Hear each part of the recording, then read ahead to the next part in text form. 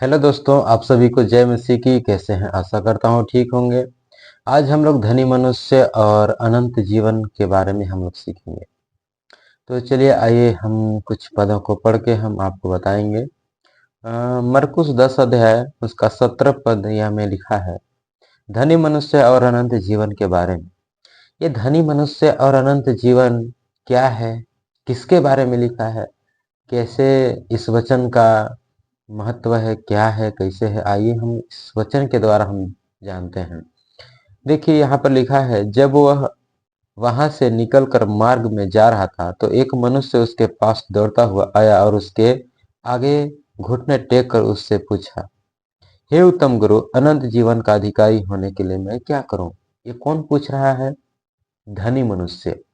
धनी मनुष्य था और दौड़ते दौड़ते आया यीशु मसीह के पास, क्योंकि यीशु मसीह उस रास्ता से जा रहा था।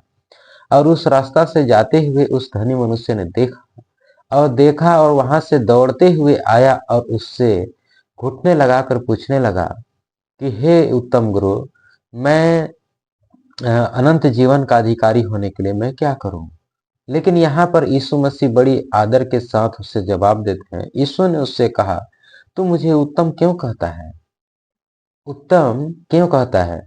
क्योंकि कोई उत्तम नहीं, केवल अर्थात परमेश्वर एक, अर्थात परमेश्वर। उत्तम कोई नहीं। यहाँ पर यीशु मसीह बोलते हैं कि उत्तम कोई नहीं है, परमेश्वर के सिवाय उत्तम कोई नहीं है। तो यहाँ पर लिखा है कि उत्तम, अगर मैं अनंत जीवन का वारिस होने के लिए मैं क्या करूं? अनंत जीवन का वारिस होने के लिए मैं क्या करूं? तो यहाँ पर कहते हैं कि तू आज्ञाओं को तो जानता है कि हत्या न करना, व्यभिचार न करना, चोरी न करना, झूठी गवाही न देना, छल न करना, अपने पिता और अपनी माता का आदर करना।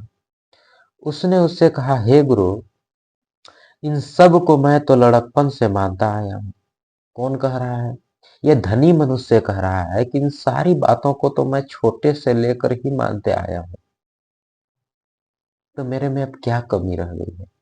क्योंकि मेरे पास धन है, दौलत है, जायदाद है, सब कुछ है, मैं और सब कुछ करते आया हूं, तो मेरे पास कमी क्या चीज है? लेकिन यीशु ने यहाँ पर फिर से कहते हैं, वहां पर आसपास और बैठे हुए लोग हैं और कहते हैं यीशु कि यीशु ने उस पर दृष्टि करके उससे प्रेम किया। दृष्टि करके उससे क्या किया? प्रेम किया। अब और उससे, तुझ में एक बात की घटी है। उससे कहा कि तुझ में एक बात की घटी है, जा, जो कुछ तेरा है उसे बेच कर क्या कर दे? कंगालों को बांट दे। कौन बोल रहा है? यीशु मसीह बोल रहा है कि अगर तेरे पास जो कुछ भी तेरे पास है ना, धन है, दौलत है, ये सारी चीज जो भी है, उन सारी चीजों को कुछ बांट दो, कुछ गरीबों को दे दो। लेकिन इस बात से अब आगे देखते हैं कि क्या होता है। और तुझे स्वर्ग में धन मिलेगा। कुछ बांट दे, क्योंकि इस बात में यीशु मसीह क्या कहता है कि स्वर्ग में धन मिलेगा। और आकर मेरे पीछे हो ले। कौन बोल रहा है? यीशु मसीह बोल रहा है कि इन सारी चीजों को बांट दे और तू मेरे पीछे हो ले।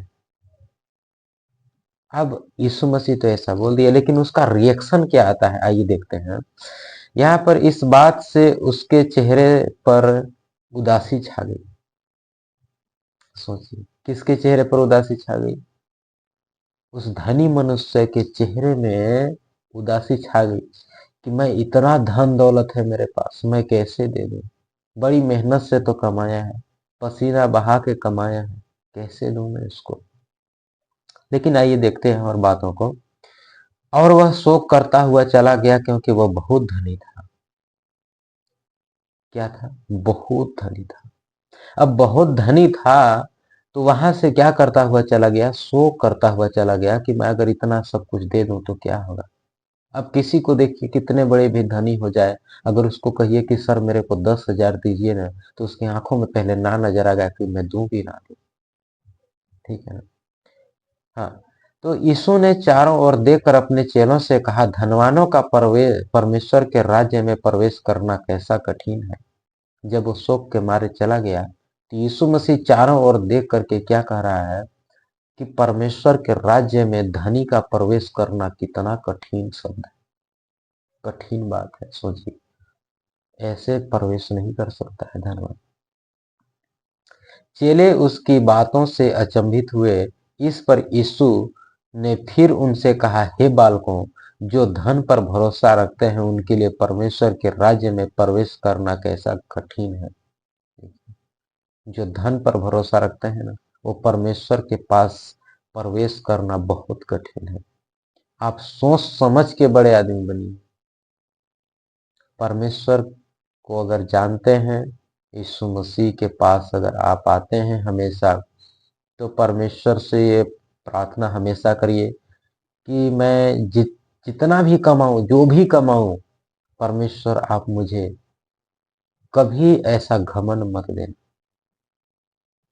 अगर घमंड करना है तो यिर्मयाह 23 का कुछ पदों में लिखा है, 33 का 23 या कुछ पदों में लिखा है कि घमंड करना है तो इस बात से घमंड कर कि तू मुझे जानता और समझता है। हालेलुया। तो यहाँ और कहते हैं परमेश्वर के राज्य में धनवान के प्रवेश करने से ऊंट का ऊंट का सुई के नाक में से निकल जाना सहज है। अब सोचिए, सुई कितनी छोटी रहता है, लेकिन उसका विश्वास देखिए कितना बड़ा है कि ऊंट सुई के नाक में से निकल जाना सहज है, लेकिन धनवान को स्वर्ग के राज्य में प्रवेश करना बहुत कठिन है। वे बहुत ही अचंभित होकर आपस में कहने लगे, तो फिर किसका उद्धार हो सकता है? अगर धनी प्रवेश नहीं करेगा और इतना प्रवेश करने से कठिन होगा, सुई के नाक में से ऊंट का निकल जाना सहज है, तो बताइए फिर किसका उद्धार हो सकता है? यहाँ पर यीशु ने उनकी ओर देखकर कहा, मनुष्य से तो यह नहीं हो सकता, परंतु परमेश्वर से हो सकता है, क्योंकि परमेश्वर के लिए कुछ भी असंभव नहीं है। क्योंकि परमेश्वर से सब कुछ हो सकता है। पतरस ने उससे कहने लगा, देख हम तो सब कुछ छोड़कर तेरे पीछे हो लिए हैं।